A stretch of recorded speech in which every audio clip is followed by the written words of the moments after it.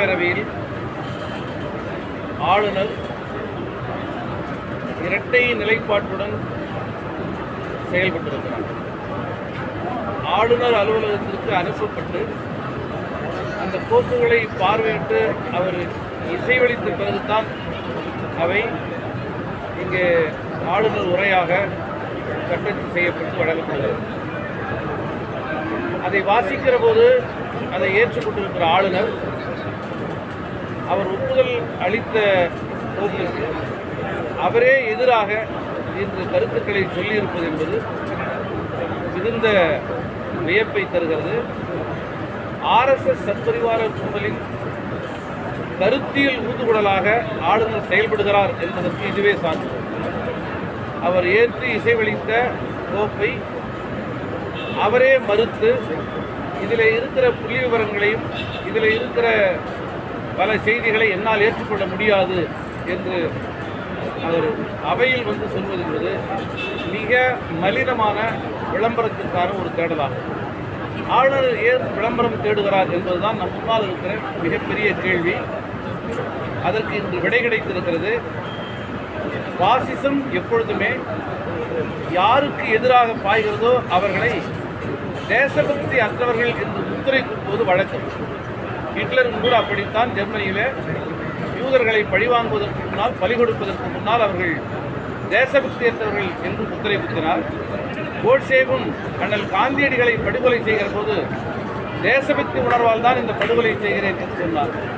தேசபக்தி என்கிற அந்த அளவுகோலை வைத்து தமிழர்கள் தேசபக்தி இல்லாதவர்கள் என்பதை போன்ற ஒரு சித்திரத்தை மேதகு ஆளுநர் அவர்கள் இங்கு உருவாக்க முயற்சிப்பது அருவருப்பானது, கண்டனத்திற்குரியது.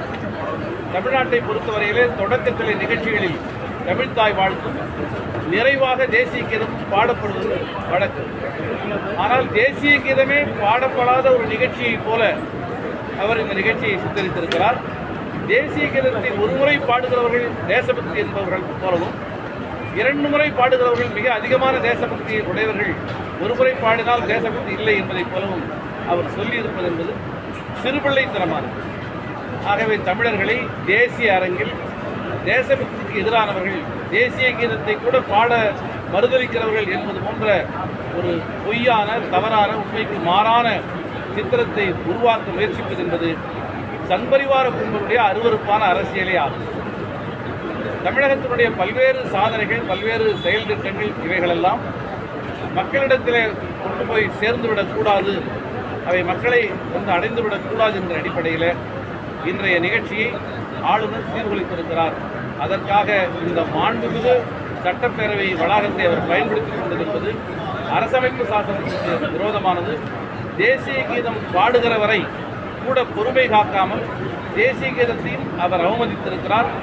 தேசிய கீதத்தை அவமதித்திருக்கிற ஆளுநர் தேசபக்தியை பற்றி பேசுவது கேலிக்குரியது. விடுதலை சிறுத்தைகள் ஆளுநரின் இந்த ஆர்எஸ்எஸ் சத்பரிவார கருத்தியல் போக்கு மிக வன்மையாக கண்டிக்கும். தமிழக அரசுக்கு தொடர்ச்சியாக தமிழக அரசுக்கு எதிராகவே வந்து ஆளுநர் வந்து ஈடுபட்டு வந்துட்டு இருக்காரு, எதிர்பார்க்குறீங்க? தமிழகத்தை தேசிய அளவிலே தனிமைப்படுத்துவது என்பது ஆர்எஸ்எஸ் சத்பரிவார கும்பலுடைய ஒரு செயல் திட்டம். அந்த அடிப்படையிலே அதே பாணியிலே இந்த தமிழகத்திலே ஆர்எஸ்எஸ் சத்பரிவார கும்பலுடைய கருத்தியல் செயல் திட்டத்தை வெளிப்படுத்தக்கூடிய வகையில் ரவி அவர்கள் செயல்பட்டு வருகிறார். ரவி அவர்களது முயற்சி ஒருபோதும் பலிக்காது. இன்று RN ரவி அம்பலப்பட்டிருக்கிறார்.